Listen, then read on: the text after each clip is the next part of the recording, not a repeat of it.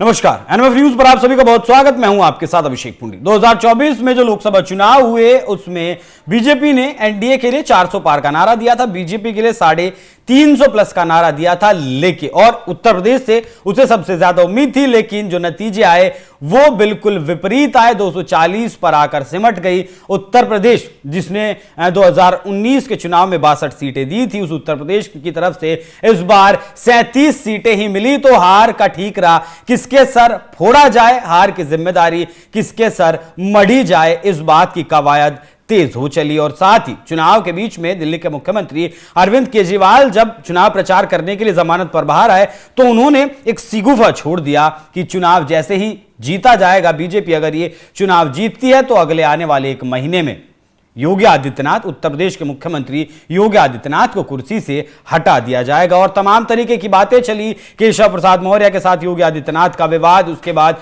ब्रजेश पाठक, कहा गया कि दोनों उप मुख्यमंत्री योगी आदित्यनाथ के साथ नहीं हैं और खेमेबंदी हो चुकी है। वो केंद्रीय गृह मंत्री अमित शाह के खेमे के नेता हैं और लगातार दिल्ली से लखनऊ, लखनऊ से दिल्ली जा रहे हैं। बहुत ज्यादा खटपट है। केंद्रीय गृह मंत्री अमित शाह योगी आदित्यनाथ को पसंद नहीं करते। इस तरीके के तमाम नैरेटिव उस वक्त चलाए गए थे, लेकिन उन सारे नैरेटिव्स को ध्वस्त करती हुई अब एक तस्वीर सामने आई है। इस तस्वीर में योगी आदित्यनाथ और केंद्रीय गृह मंत्री अमित शाह साथ बैठे हैं। दरअसल एक मुख्यमंत्रियों की बैठक बुलाई गई थी बीजेपी के द्वारा, उसमें बीजेपी के सभी मुख्यमंत्री, उप मुख्यमंत्री बुलाए गए थे। इस तस्वीर में भी आप देख सकते हैं मध्य प्रदेश के मुख्यमंत्री मोहन यादव, गुजरात के मुख्यमंत्री, उत्तर प्रदेश के मुख्यमंत्री बैठे हैं, राजनाथ सिंह बैठे हैं और गृह मंत्री अमित शाह और योगी आदित्यनाथ के चेहरे की जो मुस्कुराहट है वो बता रही है कि आपस में जिस तरीके से ये बातचीत कर रहे हैं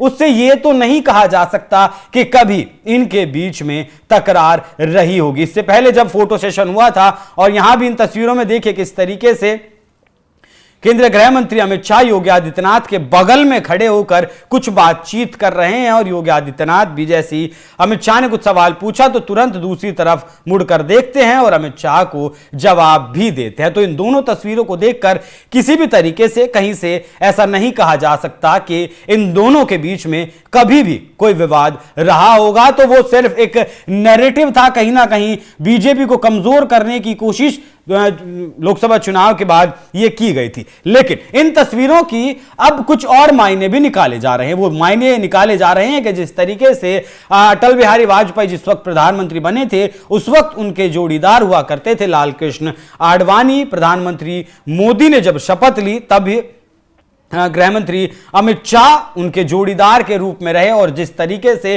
अब प्रधानमंत्री मोदी के उत्तराधिकारी के तौर पर इन दोनों नामों का नाम लिया जाता है, गृह मंत्री अमित शाह का, उत्तर प्रदेश के मुख्यमंत्री योगी आदित्यनाथ का, तो अब चर्चाएं ऐसी भी चलने लगी हैं कि कहीं प्रधानमंत्री मोदी की तरफ से यह कोशिश तो शुरू नहीं की गई कि दोनों की आने वाले वक्त के लिए एक जोड़ी तैयार की जाए जिसमें से एक चेहरा बने और दूसरा उसका मैनेजमेंट करे। जिस तरीके से आज प्रधानमंत्री मोदी बीजेपी का चेहरा है और गृह मंत्री अमित शाह उनका मैनेजमेंट करते हैं, चुनाव का मैनेजमेंट हो या फिर तमाम तरीके की और चीजें हो, संगठन का काम देखना हो, तो क्या अब ये जोड़ी बनाने में लग गए हैं, जुट गए हैं प्रधानमंत्री मोदी? और अगर ये जोड़ी बनती है तो कितनी सफलता ये प्राप्त करेगी? क्योंकि दोनों ही एग्रेसिव नेता हैं, दोनों ही डिफेंसिव तो बिल्कुल नहीं है और डिफेंस करना शायद जानते भी नहीं हैं, अटैकिंग मोड में ही रहते हैं। वो किसी भी तरीके का फैसला क्यों न लेना हो। आपको यह भी बता दूं कि यह तस्वीर जिस वक्त आई उसी वक्त, उससे कुछ ही देर पहले बहराइच कांड के आरोपियों का उत्तर प्रदेश पुलिस के द्वारा एनकाउंटर भी किया गया था। तो जो ये तस्वीर निकलकर सामने आई है इस पर क्या है आपकी राय, कमेंट कर हमें जरूर बताएं। नमस्कार।